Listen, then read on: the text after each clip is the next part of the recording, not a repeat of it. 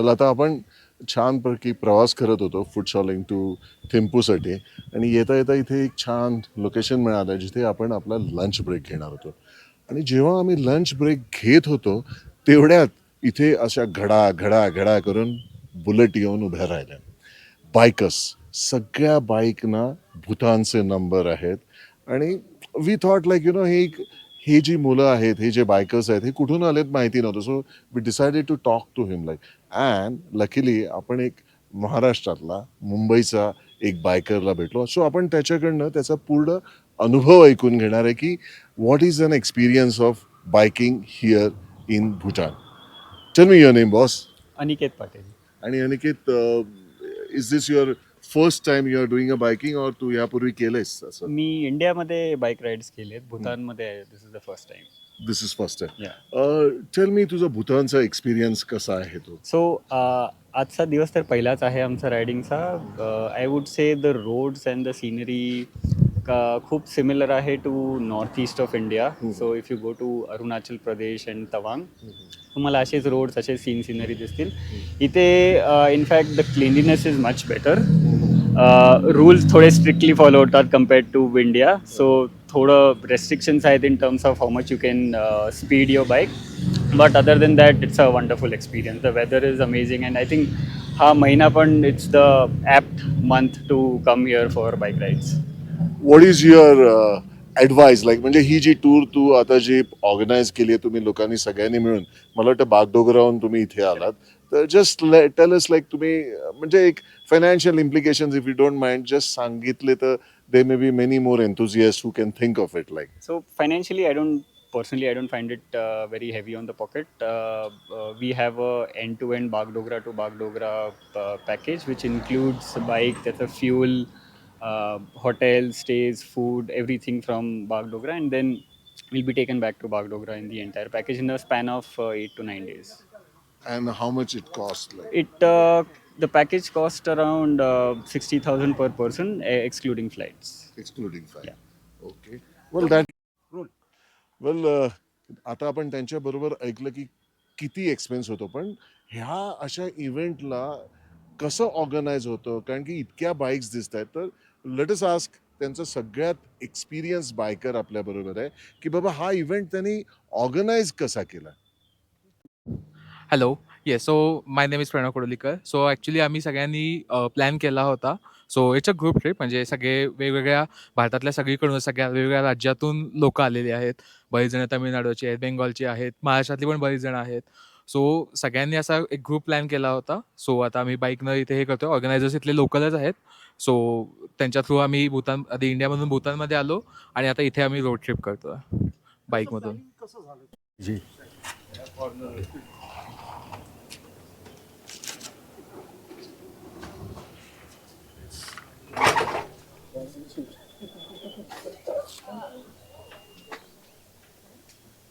Basically just travel ही आमची tour company आहे. त्यांच्यासोबत आम्ही बुकिंग केलं आमचं. सो प्लॅनिंग ऑलमोस्ट 1-2 महिन्यापूर्वीच झालं होतं. मग थोडी प्रॅक्टिस चालू केली बाईकिंगची वगैरे. गिअर्स वगैरे घ्यावे लागले वेगळे. बट त्याच्यानंतर मग आम्ही चालू केलं मग प्रॅक्टिस, आणि त्यानंतर मग पहिल्यांदा आम्ही दिल्लीला आलो. दिल्लीतून बगदोगराला, आणि मग तिथून पुढे आता भूतानला इकडे एंटर केलं. बाय प्लेन आला तुम्ही? हां, बगदोगरापर्यंत बाय प्लेन, तिथून बाय रोड भूतानमध्ये एंटर केलं.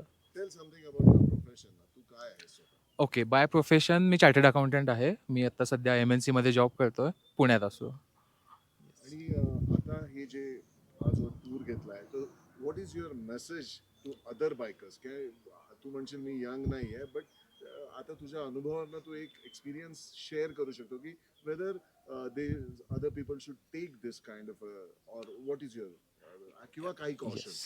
येस. सो कॉशन, एकतर इथले जे रुटीन रूल्स आहेत.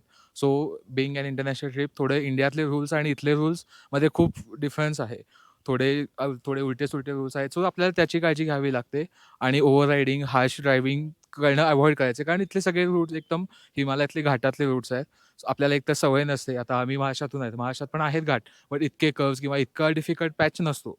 बट जो इथे आहे त्याच्यामुळे आपल्याला त्याची काळजी घ्यायला लागेल की एकतर स्पीड लिमिट पण इथे बरंच कमी आहे, आपल्या इथे almost 70-80 is regular speed limit, but इथं 50 ते 60च्या वर हार्डली काही ते जाता येतं. सो मोस्टली इथं स्पीड लिमिट खूप कमी आहे. सो त्याची पण काळजी घ्यायला लागते. But it's a great experience. म्हणजे आता आमचा हा सेकंड डे आहे भूतानमधला. But already it is feeling like की एकदम खूप भारी आहे. त्यामुळे वेगळ्याच एका वातावरणात आलो आहे आणि even roads are better. So experience तर खूप भारी आहे आणि बायकिंग स्पेशली खूप म्हणजे वेगळा एक्सपिरियन्स आहे. इट्स नॉट जस्ट की आपण नॉर्मल फोर व्हीलरमध्ये प्रवास करतो किंवा टेम्पो ट्रॅव्हलरमधून येतो.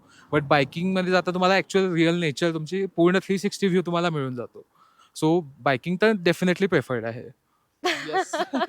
हो, बायकरवर विश्वास असल्याशिवाय पिलियननं हे चूज करू नये. कारण पिलियन तसा हेल्पलेस असतो असं मी म्हणेन. म्हणजे पर्सनली मला ड्रायव्हिंग येत नाही. त्याच्यामुळे जो आता हा माझा नवरा आहे, तर हा जे चालवतोय त्याच्यावर मला विश्वास ठेवून बसायला लागेल. मी त्याला काय कोऑपरेट करू शकते, की जे काही आमचं सामान आहे वगैरे ते सगळं मी कॅरी केलं किंवा सगळ्यात मेन हल्लीच्या काळात म्हणू शकतो, की फोटोज आणि व्हिडिओज घेणं. तर ते एक पिलियनचं काम आहे, की मागे बसून तुम्ही छान सगळे व्हिडिओज घेताय, फोटोज घेत आहात किंवा जे बायकिंगसाठी जे हे सांगितलेले आहेत, ब्रीफिंग जे दिलेलं आहे, की काय सायन्स करायचे किंवा समोरून एखादं काय येत असेल, तर आपण मागच्याला कसं अवेअर करायचं. तर हे पिलियन पण करू शकतो किंवा केलं पाहिजे, की समोर आता खड्डा आहे, तर मी मागच्याला हात करून सांगते की थांबा किंवा स्लो डाऊन. हे सगळं पिलियननं पण थोडंसं आंधळेपणानं न बसता आपण पण चौकसपणे बघितलं पाहिजे.